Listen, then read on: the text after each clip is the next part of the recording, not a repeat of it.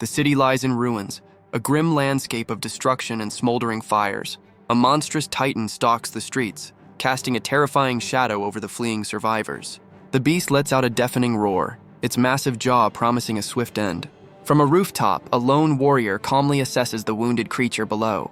He ignites 2 makeshift explosives, ready to turn the tables with fire. In a daring leap, he uses the monster's spiked head as a stepping stone for his assault. The fiery projectiles hit their mark, engulfing the creature's head in a massive blast. Armed with a golden, fan-like weapon, he carves through the chaos with deadly precision. He shoves his weapon deep into the monster's maw, pushing it back with immense force. Sent flying by the final explosion, the warrior wears a look of pure, unadulterated thrill. He lands perfectly as the monstrous foe disintegrates into nothingness behind him. A system window confirms his S-rank victory on ultra-hard mode, placing him second in the world. The battle-hardened avatar expresses a deep longing to finally return to the real world.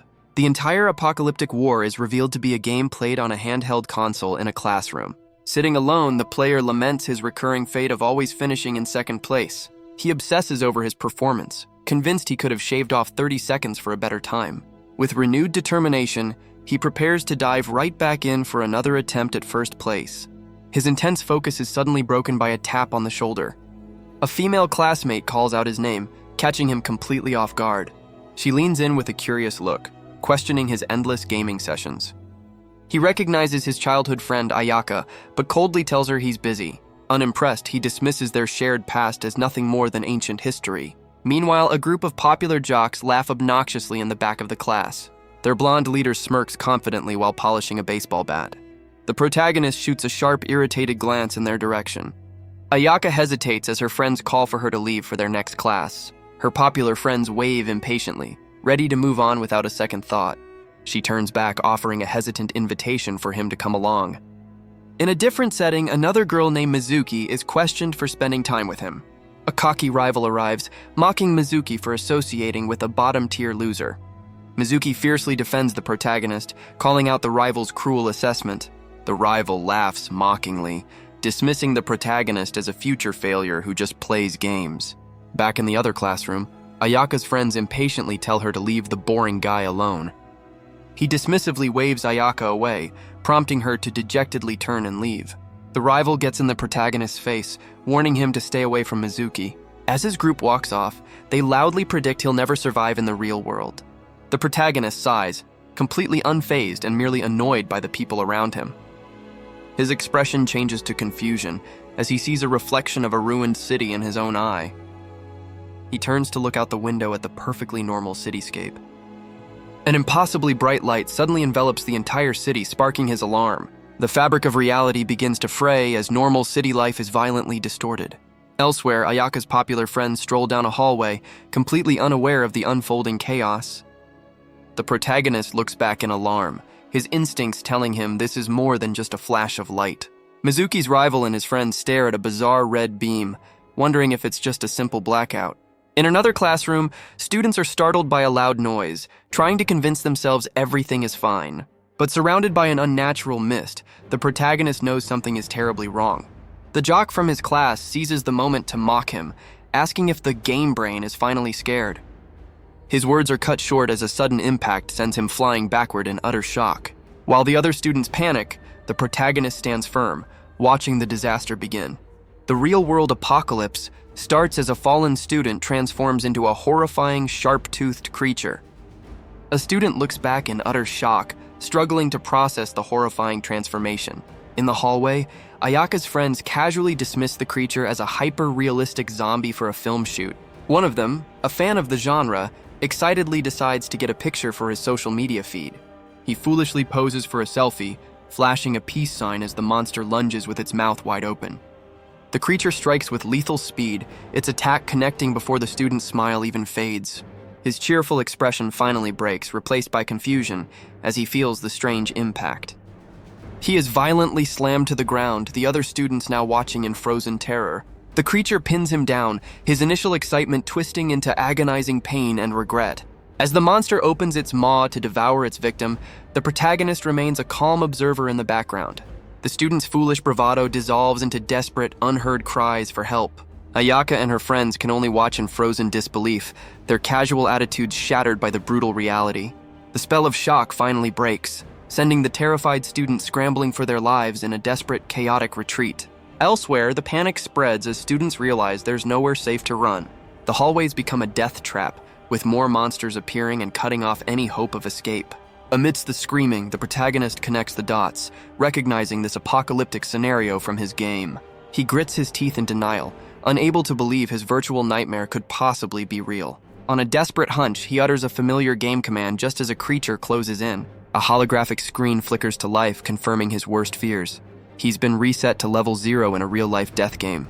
The protagonist stands stunned, realizing the world he mastered on a console is now his inescapable prison. His gamer instincts take over, understanding that failure to act immediately means a game over for everyone. Another student's agonizing screams fill the air as he undergoes a horrifying transformation. The survivors desperately look for an escape, but another student confirms they are completely surrounded. Amidst the chaos, the protagonist remains still, his mind racing to find a solution. The stark reality of his situation is displayed, level 0, with no items to help him. He realizes that while he's powerless bare-handed, his game knowledge about using tools is the key. His eyes land on a nearby chair, a desperate plan beginning to form in his mind. A classmate's terrified scream draws his attention as a monster closes in for the kill.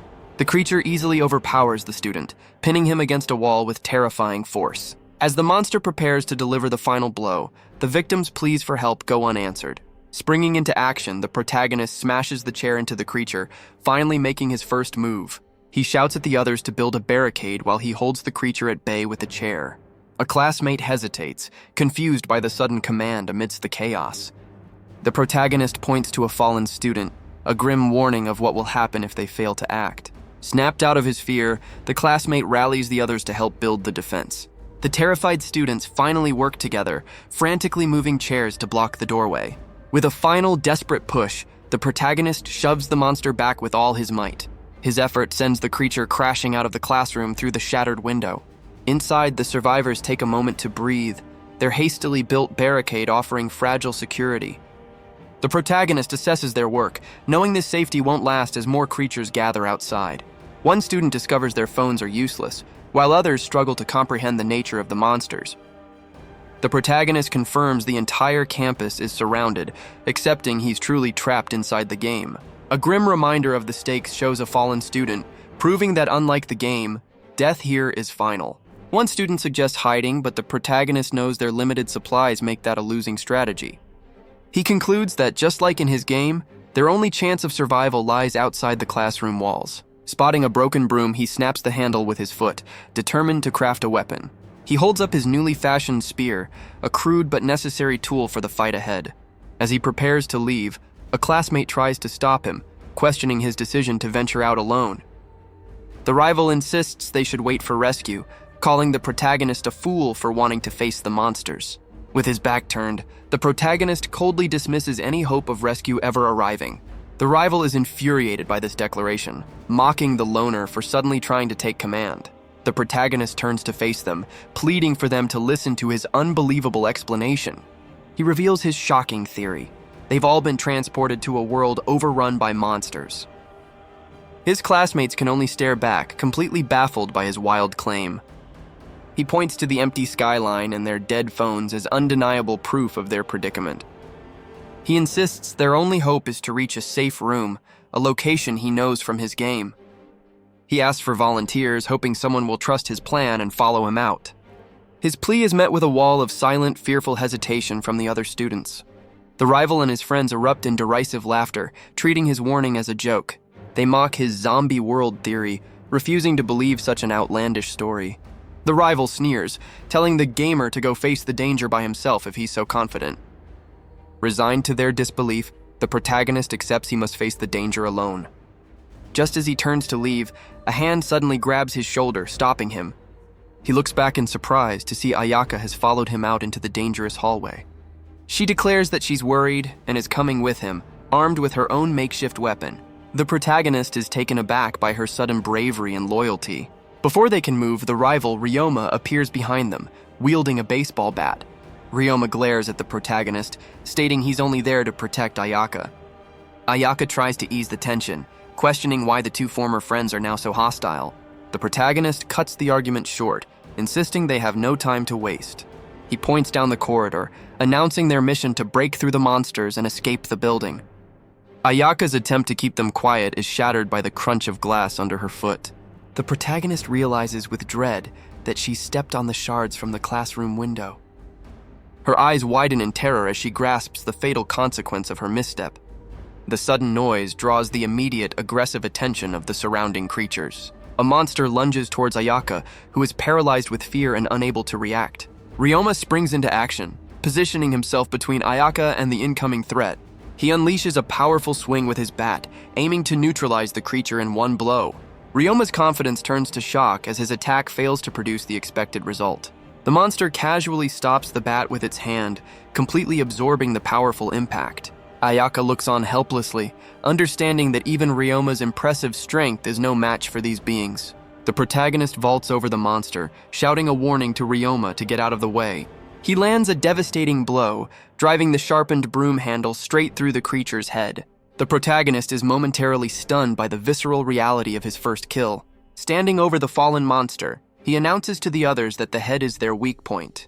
Ryoma, finally convinced, asks the protagonist if his unbelievable story is actually true. The protagonist admits he needs to confirm one last thing, leading them on a desperate run through the halls. He reveals he's searching for a totem, which will prove his worst fears are correct. The mere thought of the totem reveals a vision of a menacing, crystalline structure. They finally reach an eerie, glowing landmark, leaving Ryoma to grapple with their impossible situation. Looking out at the ruined city, the protagonist confirms they've shaken their pursuers for now.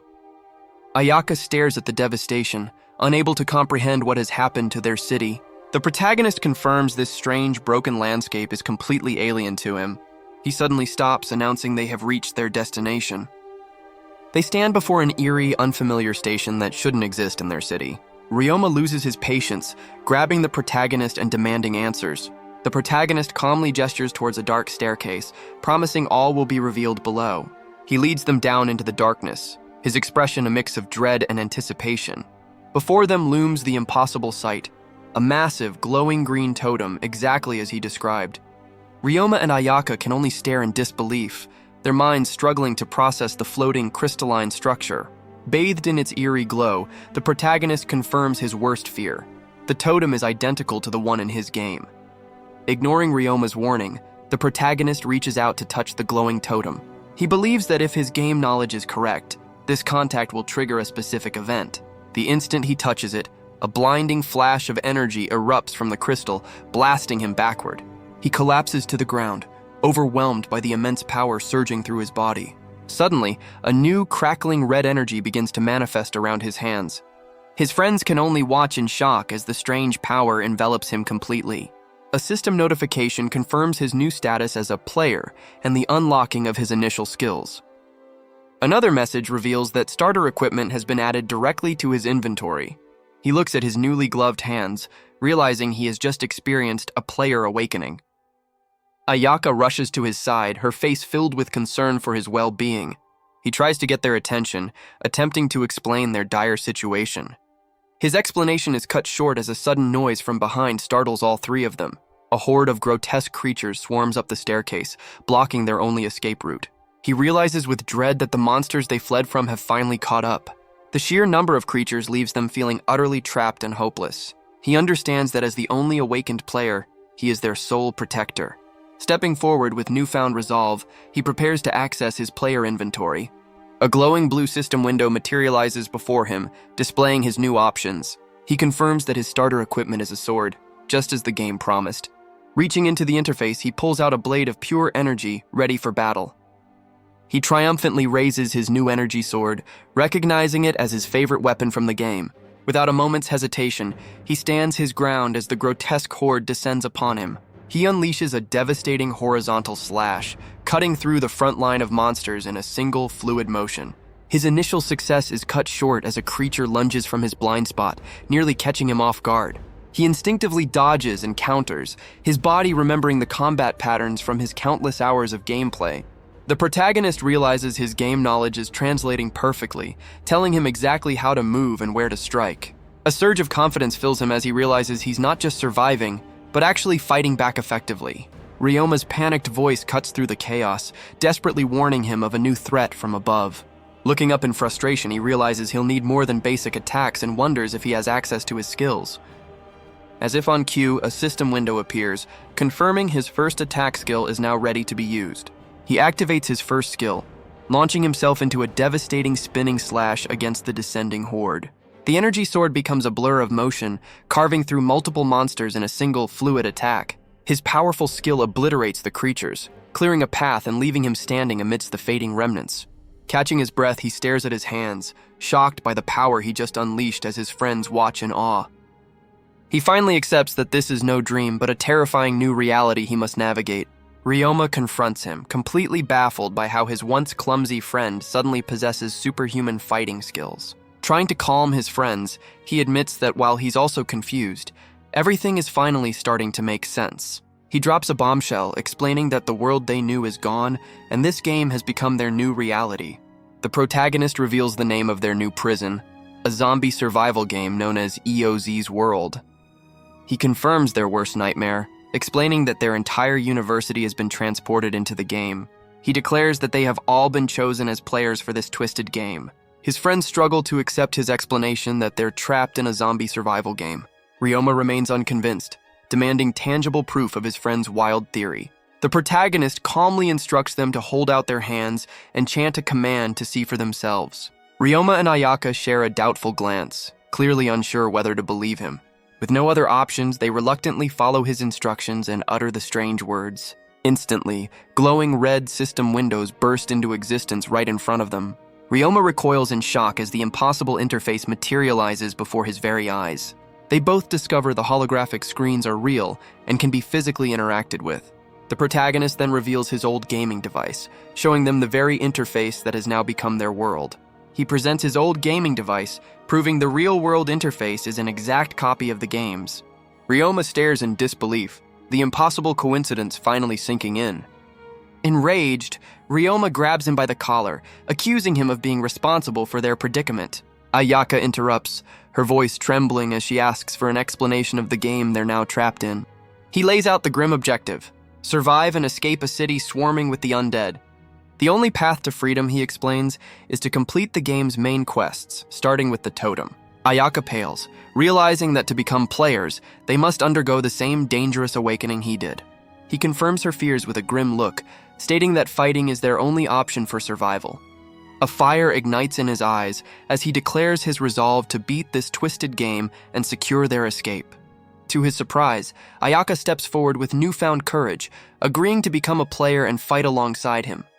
Ryoma steps up, his resolve hardening as he vows to gain power and protect Ayaka. Ayaka looks down, reassuring him that she is ready to face what's next.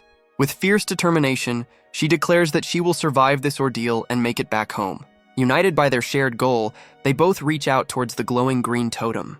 The moment they touch it, a brilliant pillar of light erupts, engulfing them in its energy. Ryoma gasps as he feels an overwhelming surge of power coursing through his veins for the first time. Ayaka is also caught in the vortex of energy, her street clothes being replaced by the system. Inside the radiant light, their bodies are remade, transforming them into official players. The light fades to reveal Ayaka in a new outfit, complete with tactical gear. Ryoma inspects his own new equipment, noting that it's a significant upgrade from his casual wear. The protagonist instructs his friends to check their new status and equip their starting weapons. Ryoma eagerly interacts with his system window to see what weapon he's received. He's utterly disappointed to find himself holding a plain, glowing baseball bat. Ayaka, however, is amazed to discover she's been given a powerful-looking energy bow. The protagonist realizes the system-assigned weapons perfectly suited to their real-world skills. He glances up at the familiar angel statues, knowing exactly where they need to go next. He confidently leads his friends towards the starting point of their first official quest. The protagonist pulls up the holographic map, pointing out their location and the next objective marker. Ayaka peers outside, grimly noting that the map doesn't show the positions of the wandering undead. A horde of zombies suddenly ambushes them, catching Ryoma completely off guard. The protagonist's eyes widen in alarm as he sees his friends caught in the ambush. Ryoma is paralyzed with fear as a zombie lunges at him, completely unprepared for his first real fight. Ayaka watches in horror, powerless to help as Ryoma is about to be overwhelmed. The protagonist urgently reminds Ryoma to summon his weapon before it's too late. Snapping out of it, Ryoma's glowing bat materializes just in time to smash into the zombie's jaw. He lets out a fierce cry, swinging the bat with all his might in a desperate counterattack. The powerful blow sends the monster reeling, giving Ryoma a crucial opening. Seizing the opportunity, he winds up for a final, decisive home run swing. The bat connects perfectly, sending the zombie's head flying and neutralizing the threat. Ryoma stares in shock, realizing with dawning confidence that he too can fight in this new world. His victory is short-lived as another zombie's shadowy hands grab him from behind. Ryoma spins around in alarm, finding himself in the clutches of a second undead attacker. Just in the nick of time, a glowing arrow pierces the zombie's skull, neutralizing the threat. The shot came from Ayaka, who looks both relieved and astonished by her own life-saving accuracy. His confidence soaring, Ryoma boasts that they can easily handle these zombies and escape the city. Their experienced friend desperately tries to call them back, sensing their overconfidence is a mistake. Ignoring his pleas, the duo eagerly rushes into battle, ready to clear a path through the horde. A manic glint appears in Ryoma's eyes as he fully embraces his new role as a fighter. His charge comes to a sudden halt as he stumbles, feeling his strength mysteriously drain away. Ayaka is also hit by the strange affliction, looking on in horror as her newfound power deserts her. The protagonist scolds his reckless friends, explaining their sudden weakness is due to complete stamina depletion. He reveals that their newfound power has a cost, as every action now consumes a finite stamina pool. To survive, he instructs them to abandon their gung-ho tactics and embrace stealth, avoiding all unnecessary fights. Ryoma worries that stealth isn't his style, but their friend bluntly states that the alternative is becoming zombie chow. He triggers a grim flashback, reminding them of their classmates' violent end at the hands of the undead.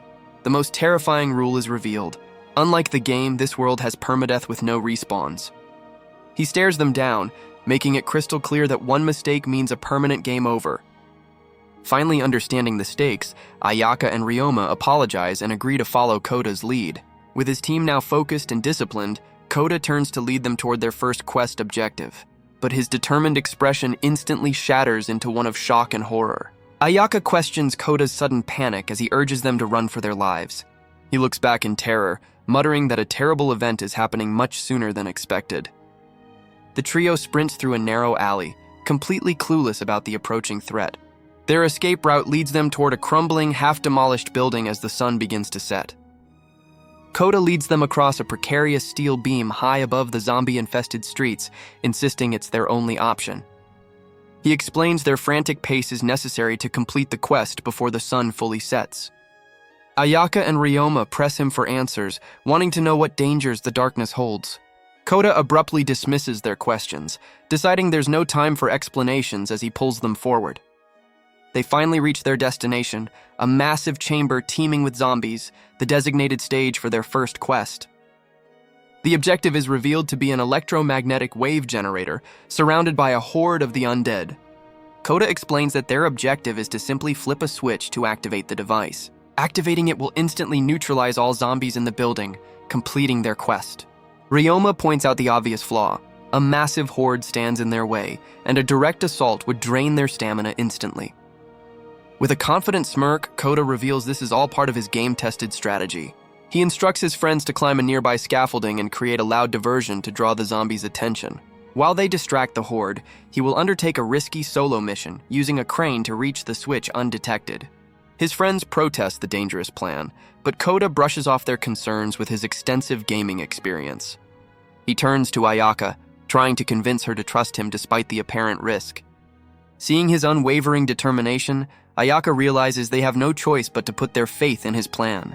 Ryoma gives his friend a firm pat, entrusting him with their survival as they agree to the risky strategy. Ayaka steels her resolve, ready to prove she can handle her part of the mission.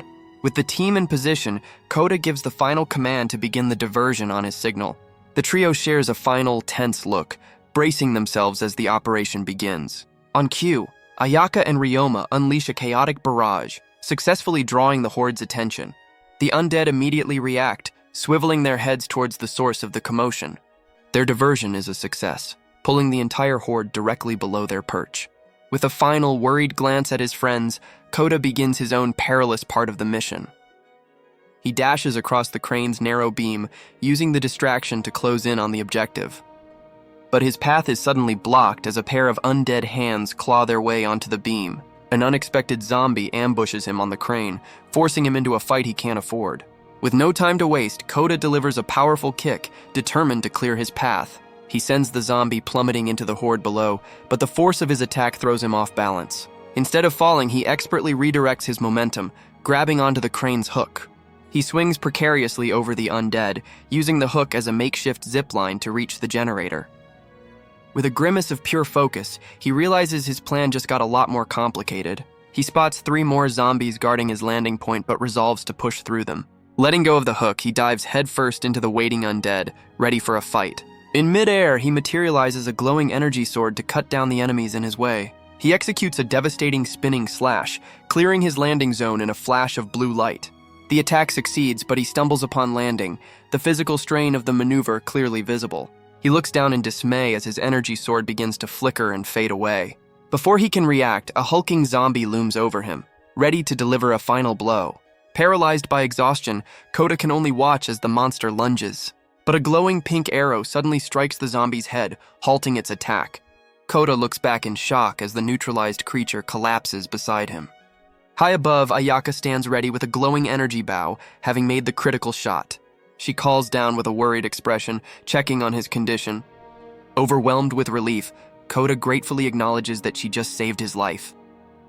The focus shifts to Ryoma, who desperately fends off the horde, yelling that he's reaching his limit. Hearing the urgency, Kota turns back to the generator and makes a final dash for the switch. Kota pushes through the remaining zombies, his mind focused on one thing: reaching the generator. He leaps into the air, delivering a powerful kick to clear the last zombie from his path. Soaring over the grasping hands of the undead, he knows their victory is within reach. With a final, desperate lunge, he stretches his hand towards the control panel as the horde closes in. His fingers make contact, decisively flipping the large red switch to activate the device. A massive pulse of energy immediately erupts from the generator, bathing the entire chamber in light. The zombies are instantly caught in the wave, their forms beginning to dissolve and disintegrate. Ryoma is thrown back by the powerful shockwave as the undead around him are completely neutralized. Ayaka braces herself from above, shocked by the sheer force of the generator's blast. Outside, the entire building is engulfed in a cloud of dust and crackling energy, signaling the quest's completion. As the dust settles, Ayaka realizes Kota is missing, fearing he was caught in the blast.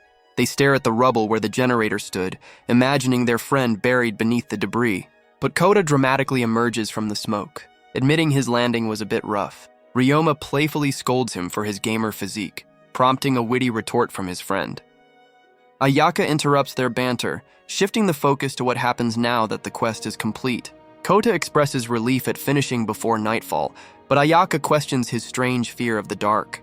Their conversation is cut short by a piercing scream that echoes from outside, freezing them in place. Identifying the sound as a person in distress, the team immediately sprints towards the source. Ryoma looks out into the city, his face contorting in shock and horror at the unfolding scene. In the darkened streets, a lone survivor runs for his life, fleeing from an unseen nighttime terror. A powerful force slams into the ground, shattering the pavement with a burst of energy. The terrified survivor sprints for his life, desperately trying to outrun his pursuer. His escape is cut short as a shadowy figure with glowing eyes pounces on him from above. Kota and Ryoma stare down from the rooftop, utterly stunned by the scene below. The creature stands over its victim, revealing a monstrous, skull-faced zombie unlike any they've seen. A close-up reveals its grotesque features, with a split jaw and burning, malevolent eyes. Ryoma observes in terror that this creature isn't a slow shambler, but a fast, beast-like predator. The truth becomes clear as more of these agile monsters appear. The zombies become ferocious hunters at night. Ayaka connects the dots, understanding Kota's fear of the dark and the grave danger they're all in. Just as panic sets in, Kota reveals a glowing key card, a safe room key he received as a quest reward.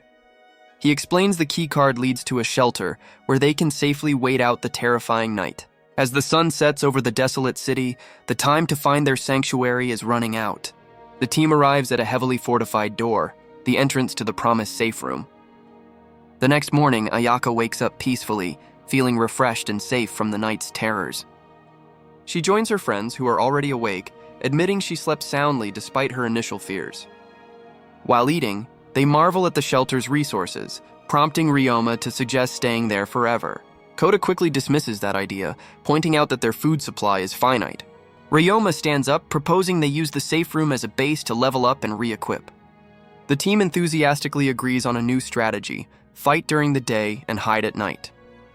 Kota holds up the key card, stressing that losing it would mean certain doom. With their new strategy in mind, the team ventures out to explore the surrounding city. Ryoma asks for their first destination, and Kota confirms their priority is to level up. But before they can begin, Kota abruptly freezes, his expression turning to alarm. An ominous shadow falls across their path, signaling an ambush from above. The trio instantly materializes their glowing weapons, bracing for an immediate confrontation. Kota leaps forward to deliver a powerful slash, only to stop in confusion at the last second. A hand intercepts his blade and Kota recoils in horror, realizing his target isn't a monster. He and Ayaka stare in utter disbelief, stunned by the unexpected encounter. The figures are revealed to be another group of human survivors, who are overjoyed to see them. Ayaka is appalled by their friend's terrible wounds, wondering what ordeal they must have endured. A new survivor urges Kota to lead her injured friends to the safe room, and he hesitantly agrees. But as he turns to leave, a hostile voice stops him in his tracks. The pink-haired survivor recognizes Kota, sneering at how a so-called weakling could have possibly survived. Another man intervenes, diffusing the tension and reminding them to prioritize finding shelter. Back in the safety of the shelter, the new group begins to share their harrowing story of the campus being overrun. One survivor tearfully recounts their desperate night-long flight from the monsters, losing track of their friends. Ayaka offers a comforting embrace, understanding the immense trauma they must have suffered, but their gratitude quickly shifts to disbelief, demanding to know how they found such a perfect sanctuary. A member of the new group sheepishly admits that it was Kota who discovered the safe room. The pink-haired man erupts in fury, unable to accept that a gamer saved them while they went through hell. Ayaka tries to defend Kota, but he calmly stops her, preparing to handle the situation himself. Stepping forward with determination, Kota decides to explain the unbelievable truth to the new group. He reveals that the three of them are players who earned the safe room key by completing a quest. The pink-haired survivor scoffs at the explanation, mockingly asking if they're supposed to believe they're in a video game. As a swift rebuttal, Kota summons his glowing energy sword, stunning his doubter into silence. The other survivors stare in shock, demanding to know where he found such a powerful item. Kota clarifies that the sword is a standard-issue weapon given to all newly registered players. Ayaka and Ryoma then materialize their own unique weapons, though Ryoma cautions that skill is more important than gear. Awestruck by the display, the new group listens as Ryoma proposes they all go to awaken their own powers. Kota agrees, emphasizing that becoming players is their only path to survival and that unity will be their greatest strength. The new survivors are surprised to see the once gloomy gamer now showing impressive leadership skills. Inspired by Kota's confidence, the group eagerly agrees to follow him and get their own powerful weapons. Ryoma gets momentarily flustered, awkwardly trying to explain his excitement by comparing the situation to a game. While most of the group is hopeful, the pink-haired survivor and his friend watch from the shadows with contempt. The pink-haired man seethes with jealousy, refusing to accept that a bottom-tier otaku is now their leader. Kota prepares to lead the expedition, reminding everyone that the safe room is their only lifeline. A survivor realizes the person with the keycard holds all the power, unknowingly voicing the pink-haired man's thoughts. The survivor's realization is cut short as the hostile pink-haired man suddenly appears behind him. Without warning, the pink-haired man viciously attacks his own ally, striking him down. The rest of the survivors, including Ayaka and Ryoma, are left stunned by the sudden betrayal. The pink-haired man triumphantly holds up the keycard, declaring himself the new leader over his fallen comrade. With a twisted grin, the usurper relishes his newfound power and control. Ryoma and Ayaka are frozen in disbelief, with Ryoma furiously demanding the keycard's return. The traitor threatens to finish off his own friend if Ryoma dares to interfere. Ryoma clenches his teeth, disgusted by the man's utter lack of morality. To everyone's surprise, Kota calmly surrenders, offering the safe room to the new tyrant. His friends can only stare, stunned by Kota's unexpected and seemingly cowardly decision. The pink-haired man, Hayato, mocks Kota's submission while his own followers watch with mixed reactions.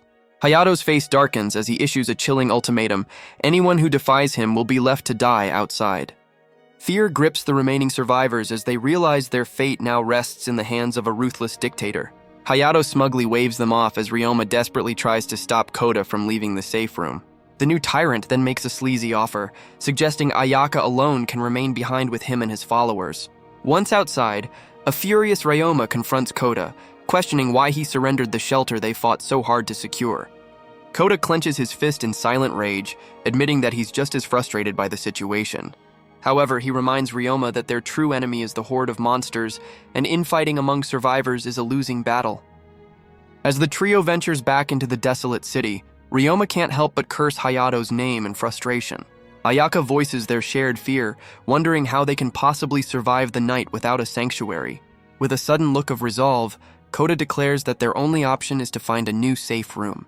Ryoma's spirits lift, eagerly suggesting they tackle the next quest. But Kota quickly shuts down the idea. He explains that based on his game knowledge, the next quest is far more difficult and currently beyond their capabilities. Kota reveals a risky new plan, suggesting they skip the quest order and try a more forceful method. He proposes they head directly to a special craft machine, hoping it will give them the edge they need.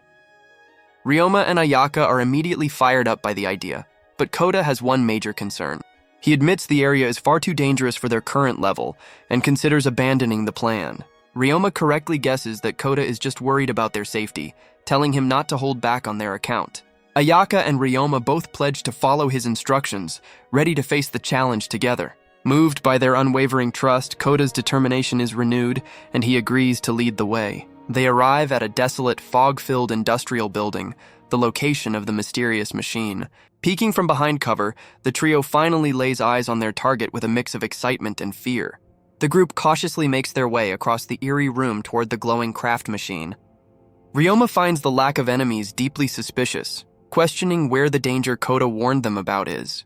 Kota explains the machine's purpose is to enhance weapons, but he knows there's a dangerous catch from his game experience. He reveals the trap. Using the machine spawns 10 monsters, and the weapon being enhanced becomes unusable. His friends are stunned by the revelation, as Kota admits he would be instantly defeated if he had to fight them bare-handed. Kota turns to his friends, explaining that his plan hinges on the fact that he is no longer fighting alone. Ayaka and Ryoma confidently declare they will protect Kota while his weapon is being upgraded. They insist it's their turn to help him, repaying him for getting them this far. Moved by their loyalty, Kota agrees but warns them not to overdo it.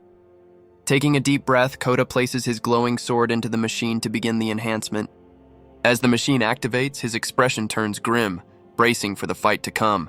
The ground trembles as an ominous green energy signals the start of the trap.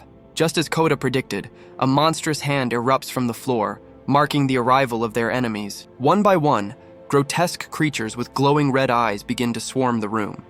The trickle of monsters quickly becomes a flood as they pour in from every direction. Ryoma's face pales with fear as he turns to Kota, realizing the situation is far worse than he imagined. He frantically points out that Kota's prediction was wrong. They're facing not 10, but nearly 30 monsters. Panicked, Kota orders an immediate retreat, his game knowledge suddenly proving dangerously inaccurate. But Ryoma refuses to back down, urging Kota to continue the upgrade while he holds the line. Kota hesitates, watching the overwhelming horde advance, convinced the risk is too great. Ayaka echoes Ryoma's resolve, drawing her bow and demanding Kota trust them and see the plan through. Stunned by their unwavering loyalty, Kota is left speechless.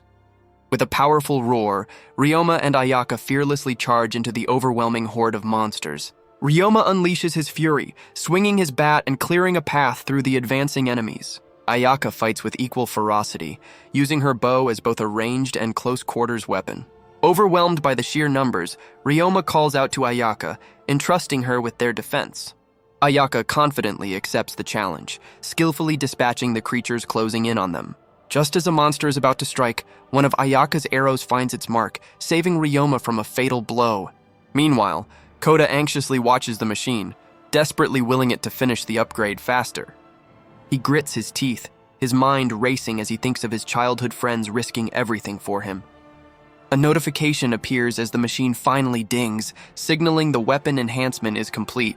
Ryoma desperately uses a heavy cabinet as a makeshift shield, yelling a warning to Ayaka.